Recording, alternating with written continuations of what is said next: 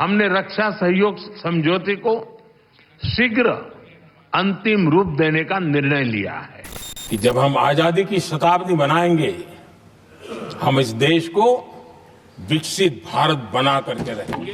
क्या आप जानना चाहते हैं कि भारत की डिप्लोमेसी ने पूरी दुनिया को कैसे आकर्षित किया? इस वीडियो में हम बताएंगे कि भारत ने अपनी स्ट्रेटेजिक ब्रिलियंस और नैरेटिव से कैसे बड़े देशों को सोचने पर मजबूर किया। जानिए क्यों इजरायल, यूएसए और यूरोप जैसे देशों ने भारत की कूटनीति को सराहा।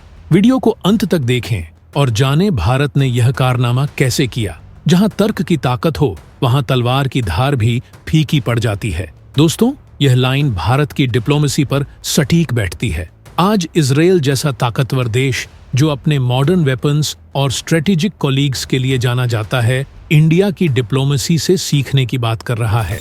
सोचिए, यह कितनी बड़ी स्टेटमेंट है। वह इजरायल, जो अपनी मिलिट्री ताकत से अपने दुश्मनों को चुटकियों में हरा सकता है, कह रहा है कि इंडिया से यह सीखना चाहिए कि नैरेटिव की लड़ाई कैसे जीती जाती है। इजरायल के इंडिया में एम्बेसडर ने खुद कहा है कि इंडिया की डिप्लोमेसी से इजरायल को सबक लेना चाहिए। यह कोई छोटी मोटी तारीफ नहीं है। इजरायल, जो कि दुनिया के सबसे ताकतवर देशों में से एक है और जिसके पास वेपन्स का स्टोर है, वह कह रहा है कि इंडिया से डिप्लोमेसी सीखने की जरूरत है। इजरायल को ताकतवर बनाने में यूएसए का बड़ा हाथ है। यूएसए ने कई बार कहा है कि उनका सबसे भरोसेमंद दोस्त, नंबर 1 पार्टनर और उनके लिए सबसे इंपॉर्टेंट कंट्री इजरायल है।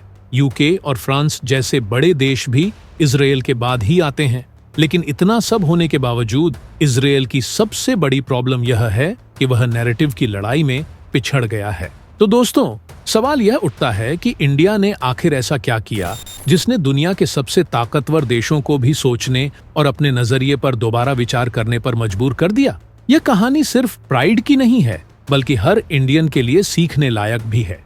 पूरी कहानी क्या है और इंडिया ने कैसे अपने लॉजिक और स्ट्रैटेजी से दुनिया को प्रभावित किया, इसे समझने के लिए जुड़े रहिए।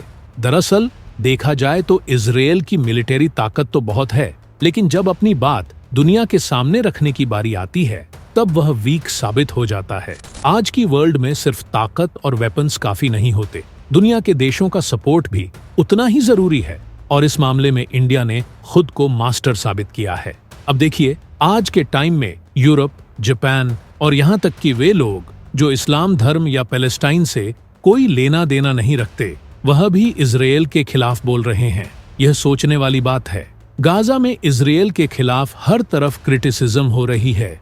ऐसे में इजरायल को लगता है कि अगर उसने इंडिया की तरह अपनी डिप्लोमेसी को मजबूत नहीं किया, तो उसका नैरेटिव हमेशा कमजोर रहेगा। सोचिए, जब इतना ताकतवर देश भी अपनी बात को सही तरीके से रखने में विफल हो सकता है, तो दुनिया में नैरेटिव की अहमियत कितनी बड़ी है। और यहीं पर इंडिया का डंका बजता है। अब आप सोच रहे होंगे कि ऐसा क्या कर दिया इंडिया ने, जो इजरायल तक को यह कहने पर मजबूर होना पड़ा। तो दोस्तों, बात बिल्कुल साफ है। याद कीजिए, जब यूरोप और अमेरिका ने इंडिया पर दबाव बनाया था कि वह रशिया से तेल न खरीदे, बड़े बड़े नेता इंडिया पर उंगलियां उठा रहे थे। उनका कहना था कि इंडिया गलत कर रहा है। लेकिन उस समय इंडिया के विदेश मंत्री एस जयशंकर ने जो बयान दिया, उसने सबकी बोलती बंद कर दी। उन्होंने साफ साफ कहा, यूरोप को यह समझना होगा कि तुम्हारी समस्या पूरी दुनिया की समस्या नहीं हो सकती और दुनिया की समस्या सिर्फ तुम्हारी समस्या नहीं है। अब यह सुनने में तो सीधा सा लगता है, लेकिन इसका असर गहरा हुआ। जर्मनी के चांसलर ओलाफ शोल्ट्ज तक ने मान लिया कि जयशंकर की बात सही है। उन्होंने कहा, यह एक वाजिब और तार्किक बात है। सोचिए, यह तब होता है जब आप अपनी बात को तर्क और मजबूती के साथ रखते हैं। अगर इंडिया यहाँ भावुक बयान देता, जैसे हम सबसे महान हैं, हमें मत सिखाओ, तो शायद कोई सुनता ही नहीं। लेकिन जब बात तर्कपूर्ण और ठोस होती है, तो सामने वाला भी सोचने पर मजबूर हो जाता है। और यह अकेला मामला नहीं था। जब यूरोप के नेता कहने लगे कि इंडिया आज भी रसिया से हथियार खरीद रहा है, तब जयशंकर ने उन्हें उनका इतिहास याद दिलाया। उन्होंने सीधे सीधे कहा, आप लोग ही थे जिन्होंने 1970 से 80 के दशक में हमें हथियार देने से मना कर दिया था। आप लोग पाकिस्तान की तानाशाही को तरजीह दे रहे थे और इसका नतीजा यह हुआ कि हमें रशिया की तरफ जाना पड़ा। सोचिए दोस्तों, यह है बात रखने का असली तरीका। सिर्फ अपनी गलती मानने से कुछ नहीं होता, सामने वाले को यह भी दिखाना होता है कि उनके फैसले भी कहाँ गलत थे। और जब बात तार्किक होती है तो विरोधी भी एक बार को सोचने पर मजबूर हो जाता है। इसी को कहते हैं नैरेटिव की जीत। बात को इस तरीके से रखना कि न केवल आपकी बात समझी जाए बल्कि वह लोग भी माने जो शुरू में आपके खिलाफ खड़े थे। अब दोस्तों, इजरायल के एम्बेसडर ने जो बात कही वह बड़ी दिलचस्प है। उन्होंने कहा कि इजरायल को इंडिया से यह सीखना चाहिए कि नैरेटिव की लड़ाई कैसे जीती जाती है, और इसके साथ ही उन्होंने एक और बात पर जोर दिया, सॉफ्ट पावर। अब आप सोच रहे होंगे यह सॉफ्ट पावर क्या बला है। चलिए इसे आसान भाषा में समझते हैं। सॉफ्ट पावर मतलब किसी देश की वह ताकत जो बिना वेपन्स उठाए अपनी छवि और प्रभाव से दुनिया को अपनी बात मानने पर मजबूर कर दे। अब दुनिया में इस मामले में सबसे आगे कौन है? सही सोचा, अमेरिका। मान लीजिए अफ्रीका के किसी देश में चुनाव हुए और अमेरिका ने कह दिया यह चुनाव ठीक नहीं हुए। बस इतना कहना था कि पूरी दुनिया के न्यूज चैनल, अखबार और नेता इसे सही मानने लगेंगे। अमेरिका के पास वह इंटरनेशनल क्रेडिबिलिटी है जो बाकी देशों के लिए सपना है। अब अगर यही बयान इंडिया दे तो असर पड़ेगा, लेकिन वैसा नहीं जैसा अमेरिका के कहने पर पड़ता है। अमेरिका की सॉफ्ट पावर सिर्फ उनके नेताओं तक सीमित नहीं है। उनके बड़े बड़े सेलिब्रिटीज जैसे मशहूर गायक टेलर स्विफ्ट या बिजनेस टाइकून इलॉन मस्क जब कोई बात कह देते हैं तो पूरी दुनिया में खबर बन जाती है। अब इलॉन मस्क का ही देख लीजिए, उनके ट्वीट से न जाने कितनी बार मार्केट हिल जाती है। लेकिन दोस्तों, यह कहना गलत होगा कि इंडिया की सॉफ्ट पावर नहीं है। हमारी सॉफ्ट पावर अमेरिका से कम जरूर है, लेकिन इसका मतलब यह नहीं कि हम इसे सही तरीके से इस्तेमाल नहीं कर सकते। भारत की संस्कृति, योग, बॉलीवुड और हमारे भारतीय प्रवासी, यह सब हमारी सॉफ्ट पावर का हिस्सा है। अब इजरायल जैसे देश जो अपनी भाषा और इतिहास पर गर्व करते हैं, उनका यह कहना कि भारत की डिप्लोमेसी से सीखने की जरूरत है, यह कोई छोटी बात नहीं है।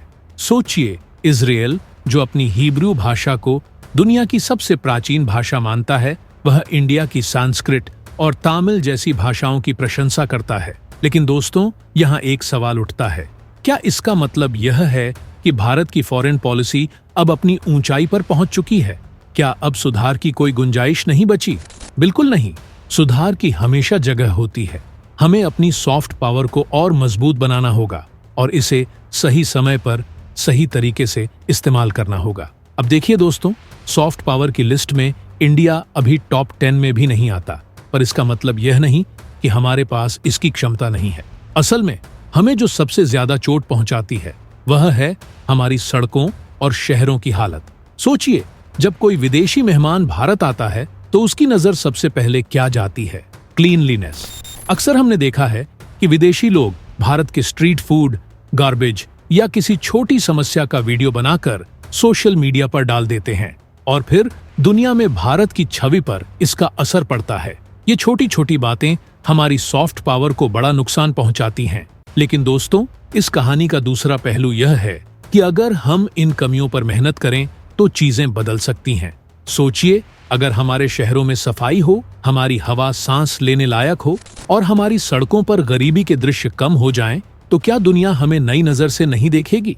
स्वच्छ भारत अभियान जैसी पहले सही दिशा में उठाए गए कदम हैं। अगर हम सचमुच इन्हें अपने जीवन का हिस्सा बना लें तो कोई कारण नहीं कि भारत अगले कुछ सालों में दुनिया की टॉप 5 सॉफ्ट पावर्स में न आ जाए। अब इजरायल की बात करें तो उनका यह बयान भारत के लिए एक चेतावनी भी है और एक प्रेज भी। वह कह रहे हैं कि अगर इंडिया अपनी छवि और अपनी सॉफ्ट पावर को मजबूत करे तो यह हमारे लिए गेम चेंजर हो सकता है। दोस्तों, सोचिए जरा, क्या भारत सच में यह मुकाम हासिल कर सकता है? आपकी क्या राय है? कमेंट करके हमें जरूर बताएं। और अगर यह बातें आपको पसंद आईं तो इस वीडियो को लाइक करें और अपने दोस्तों में जरूर शेयर करें। जय हिंद, जय महाकाल।